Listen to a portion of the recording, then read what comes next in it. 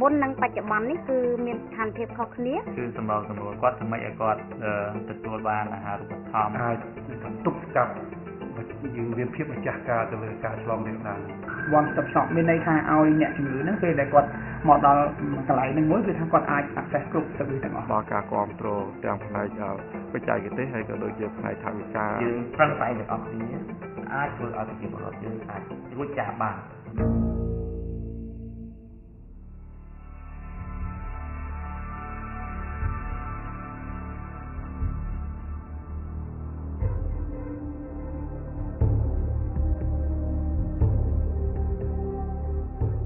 បញ្ហាអេដស៍បានវាយលុកប្រទេសកម្ពុជា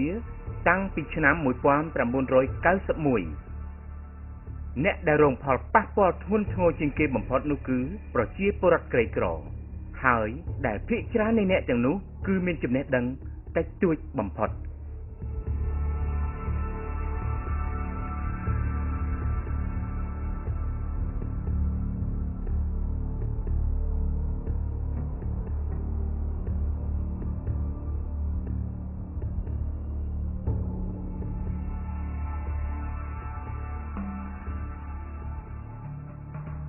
គ្រូសាស្លាប់ឆ្នាំ2001ស្លាប់ដោយសារបញ្ហាជំងឺអេដស៍ហើយខ្ញុំមិនដែលបន្ទោសប្តីខ្ញុំទេព្រោះគាត់អត់ដឹងដែរគាត់ជាជនរងគ្រោះដូចគ្នារហូតមកដល់ពេលនេះ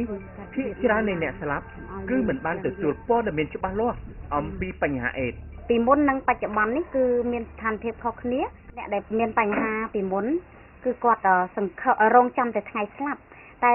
អ្នកដែលមានបញ្ហាឥឡូវនេះគឺគាត់រឹងមាំជាងមុនណាស់ព្រោះគាត់បានទទួលនៅថ្នាំ ART ជាការពិតណាស់ស្របតាមយុទ្ធសាស្ត្រចតុកោណរបស់រាជរដ្ឋាភិបាលកម្ពុជាព្រមទាំងកិច្ចសហប្រតិបត្តិការរវាងអាជ្ញាធរជាតិប្រយុទ្ធនឹងជំងឺអេដស៍និងបណ្ដាញអង្គការសង្គមស៊ីវិលបានរួមគ្នាប្រយុទ្ធនឹងបញ្ហាអេដស៍ចំគោលដៅប្រជាពលរដ្ឋទូទៅទាំងស្ថាប័នទទួលខុសត្រូវទាំងមានន័យថាអាជ្ញាធរជាតិប្រយុទ្ធជំងឺអេដស៍ដែលក្រោមការដឹកនាំរបស់រាជរដ្ឋាភិបាលដែលមានសម្ដេចនាយករដ្ឋមន្ត្រីលោកទីប្រមុខហ្នឹងគឺយើងបានរួមសហការជាមួយនឹងដៃគូអភិវឌ្ឍសង្គមស៊ីវិលអស់ធ្វើការងារនេះយ៉ាងសកម្មដូច្នេះយើងគិតថាមោទនភាពនេះគឺយើងត្រូវតែទទួលបានហើយយើងត្រូវតែទទួលយកហើយក្នុងនាមខ្ញុំដែលជាអ្នកទទួលខុសត្រូវការងារនេះគឺថាយើងមានសេចក្តីរំភើបណាស់ការដែលយើងប្រឹងប្រែងទាំងអស់គ្នាអាចធ្វើឲ្យប្រជាពលរដ្ឋយើងអាចរួចចាកបានហើយចំណុចសំខាន់នៅវេលាព្រឹកពីឆ្នាំ2010នេះគឺយើងអញ្ជើញអាជ្ញាធរមូលដ្ឋានអាជ្ញាធរដែនដីរួមទាំងដែលយើងធ្វើនៅក្នុងប្រសង់ធ្វើនៅក្នុងវត្តអារាមទៀតវាទៅផ្សារភ្ជាប់តាគ្រប់នានាការទាំងអស់ទាំងសាសនាទាំងអីគឺមានសិទ្ធិចូលរួមទាំងអស់គ្នាបាទអាយុវណ្ណៈសុខៈពលៈពោលទាំង4ប្រការនេះប្រកបដោយអត្ថន័យអត្ថរសគ្រប់គ្រាន់សម្រាប់មនុស្សលោកយើងនេះគឺជាអ្វីដែលអ្នកផ្ទុកមេរោគអេដស៍និងអ្នកជំងឺអេដស៍កំពុងចង់បានគ្រប់គ្នាជាពិសេសអ្នកក្រីក្រទោះបីជាពួកគេដឹងយ៉ាងច្បាស់ហើយថាមិនទាន់មានថ្នាំសម្លាប់មេរោគអេដស៍នេះក៏ដោយក្តីសង្ឃឹមគឺគ្មានអ្វីក្រៅអំពីទ្រាំរស់ដើម្បីរងចាំថ្ងៃដែលជីវិតមានពន្លឺថ្មីវិជាបច្ចយាសង្ខារា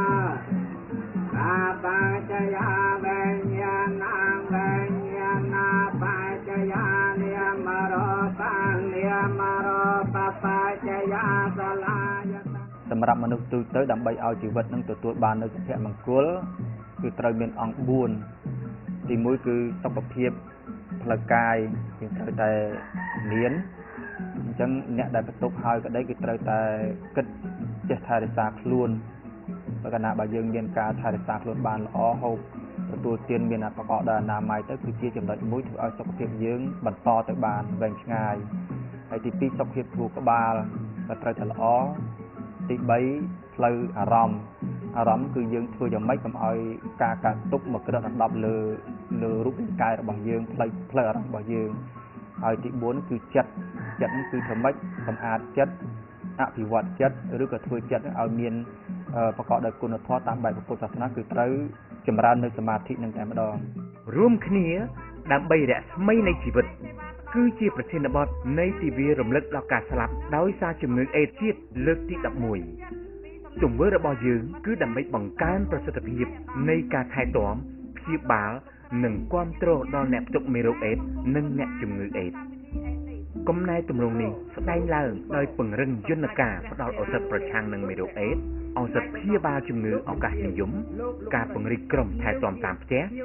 និងកម្មវិធីផ្ដល់ស្បៀងអាហារដល់គ្រប់ក្រុមគោលដៅក្នុងគ្រប់តំបន់យើងទាំងអស់គ្នាមានការទទួលខុសត្រូវរួមដើម្បីធានាថាយើងមិនបំភ្លេចអ្នកស្លាប់ដោយសារអេដស៍ទេហើយយើងក៏មិនប្រងើយកន្តើយចំពោះតម្រូវការរបស់អ្នកដែលកំពុងរស់ដោយផ្ទុកមេរោគអេដស៍ឡើយទោះបីជារឿងរ៉ាវទាំងឡាយវាមានសភាពផ្សេងពីគ្នាយ៉ាងណាក្តីតែគោលបំណងអ្នករងគ្រោះជាទូទៅគឺដូចគ្នាពួកគេចង់បាននៅការថែទាំនិងគាំទ្រភាពយុត្តិធម៌ក្នុងសង្គមនិងការបង្ការនៅកម្ពុជាមានអ្នកផ្ទុកមេរោគអេដស៍និងអ្នកជំងឺអេដស៍ប្រមាណជា 34,384 នាក់ដែលទទួលឱសថប្រឆាំងមេរោគអេដស៍ដោយមិនបង់ប្រាក់គឺស្មើនឹង 92.2% នៃអ្នកត្រូវការក្រៅពីនេះមានកុមារកំព្រាកុមាររងគ្រោះប្រមាណ 44,371 នាក់កំពុងទទួលការថែទាំសុខភាពការអប់រំការប្រកបមុខរបរព្រមទាំងស្បៀងអាហារទៀតផងការទទួលបានសេវាបឋមហ្នឹងគឺយើងគិតថាគាត់ទទួលបាន 90% ជាងតាមតួលេខរបស់រាជរដ្ឋាភិបាលគឺ 97% ហើយបាទក៏ប៉ុន្តែគ្រាន់ថានៅក្នុងនោះដាក់ផងដែរក៏មានការលំបាកហើយនឹងការគុណភាពសេវារបស់ប្រជាជនខ្លះក៏នៅមានការលំបាកដែរដូចជាអ្នកខ្លះគាត់បំលាស់ទីគាត់ធ្វើការបំលាស់ទីពីកន្លែងមួយទៅកន្លែងមួយអញ្ចឹងយើងពិបាកគ្រប់គ្រងហើយការទទួលបានសេវាគាត់គឺជាងការទៅគាត់ដាច់សេវាហ្នឹងធ្វើឲ្យអ្នកខ្លះរហូតដល់មានការបាត់បង់ជីវិតចំពោះអ្នកដែលមានមេរោគអេដស៍ហើយកំពុងតែរស់នៅក្នុងពន្ធនាគារហ្នឹងគឺរាជរដ្ឋាភិបាលបានកន្លងមកហ្នឹងគឺបានផ្ដល់ថ្នាំដូចអ្នកនៅខាងក្រៅដែរបាទគាត់ថាកម្រិតនៃការផ្ដល់ហើយនឹងការថែទាំហ្នឹងវាខុសពីអ្នកខាងក្រៅដែរខាងក្រោមនេះគឺជាទស្សនៈរបស់អិសរាជជនសំខាន់ដែលបាននឹងកំពុងធ្វើការពាក់ព័ន្ធនឹងបញ្ហាអេដស៍បច្ចេកទេសហើយក៏ដូចជាផ្នែកថវិកាជាស្មារតីទៅដល់គាត់បាទចំណុចជាអតិភិបទី1បាទទី2គឺថាយើងត្រូវធ្វើយ៉ាងណាដើម្បីពង្រឹងទៅលើគុណភាពនៃការផ្ដល់សេវាដែលយើងបានលើកឡើងបាទគឺគុណភាពនៃការផ្ដល់សេវាបាទទី3គឺថាយើងត្រូវធ្វើបង្កើតនៅគោលនយោបាយទាំងឡាយណាដើម្បីគ្រប់គ្រងទៅដល់គាត់ក្នុងការមកទទួលនៅសេវាសាធារណៈពីពួកអីគាត់ភាគច្រើនគឺជា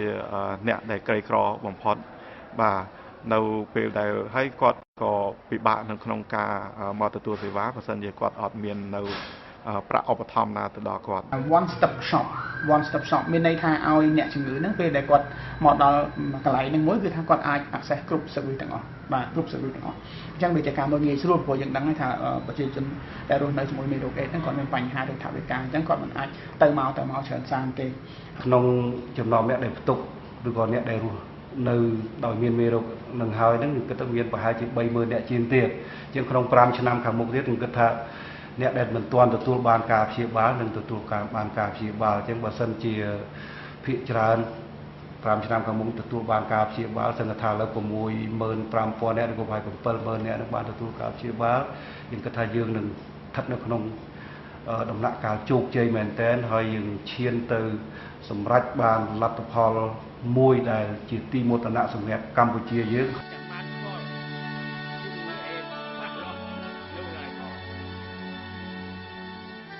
ដើម្បីឆ្លើយតបទៅនឹងការថែទាំព្យាបាលនិងការគាំទ្រដល់គ្រប់អ្នករស់នៅជាមួយមេរោគអេដស៍ដោយដែលបានគ្រោងទុកនៅក្នុងផែនការយុទ្ធសាស្ត្រជាតិទូលំទូលាយនិងពហុវិស័យយើងបានរៀបចំផែនការដែលមានដូចជាពង្រីកបន្ថែមនៅសេវាថែទាំនិងព្យាបាលសម្រាប់អ្នកផ្ទុកមេរោគអេដស៍និងអ្នកជំងឺអេដស៍និងផ្ដោតការយកចិត្តទុកដាក់ជាបន្ថែមទៅលើគុណភាពសេវាឲ្យកាន់តែប្រសើរឡើងព ង្រីកកម្មវិធីកាត់បន្ថយផលប៉ះពាល់ដល់អ្នកផ្ទុកមេរោគអេដស៍និងអ្នកជំងឺអេដស៍ជាពិសេសកុមារកំព្រានិងកុមារងាយរងគ្រោះដោយសារជំងឺអេដស៍ពង្រីកការសម្របសម្រួលនិងការគ្រប់គ្រងព្រមទាំងការឆ្លើយតបជាតិតាមរយៈការពង្រឹងស្ថាប័ននិងការបង្កើនសមត្ថភាពដល់ក្រសួងសំខាន់ៗនិងស្ថាប័នសង្គមស៊ីវិលបន្តពង្រីកក្របខ័ណ្ឌការងារច្បាប់និងគោលនយោបាយពង្រីកបន្ថែមសមត្ថភាពក្នុងការតាមដាននិងវិតម្លៃរបស់អាជ្ញាធរជាតិប្រយុទ្ធនឹងជំងឺអេដស៍ក្រសួងសំខាន់ៗនិងស្ថាប័នសង្គមស៊ីវិលអភិវឌ្ឍប្រព័ន្ធពេញលេញរួមទាំងការវិតម្លៃលើការប្រើប្រាស់ធនធានដែលនឹងធានាដល់ភាពសមស្របក្នុងការបែងចែកការប្រើប្រាស់ថវិកាទៅលើអាទិភាពដែលបានឯកភាពនៅកម្ពុជាយើងមានស្ថាប័នរបស់ជាតិយើងមានអាជ្ញាធរជាតិប្រយុទ្ធជំងឺអេដស៍ដែលមានខ្ញុំផ្ទាល់ជាអគ្គលេខាធិការនេះគឺយើងនឹងបំពេញភារកិច្ចទៅតាមភារកិច្ចដែលរដ្ឋាភិបាលប្រគល់ឲ្យគឺសំខាន់បំផុតយើងធានាបាននៅការកាត់បន្ថយនិងលុបបំបាត់នៃការរើសអើងនិងស្វះស្វែងរកថវិកាឬថ្នាំព្យាបាលបន្តសម្រាប់ជូនបងប្អូនហើយបងប្អូនទៅយល់ឲ្យច្បាស់ថាយើងនៅជាមួយនឹងបងប្អូនហើយយើងធ្វើយ៉ាងម៉េចដោះស្រាយរាល់បញ្ហាទាំងអស់ដែលទាក់ទងនឹងភាពរដ្ឋដែលរស់នៅជាមួយនឹងមេរោគអេដស៍ហើយយើងជឿជាក់ថាការដែលយើងធ្វើទាំងអស់គ្នានេះនឹងអាចជួយដល់បងប្អូនប្រជាពលរដ្ឋផ្ទាល់ដែលកំពុងរស់នៅក្នុងអេដស៍ក៏ដូចជាក្នុងសង្គមកម្ពុជាយើងទាំងមូលទៅថ្ងៃអនាគតប្រវត្តិសាស្ត្រដ៏យូរអង្វែងដែលបានបង្កើតឡើងដោយពិភពលោកហើយ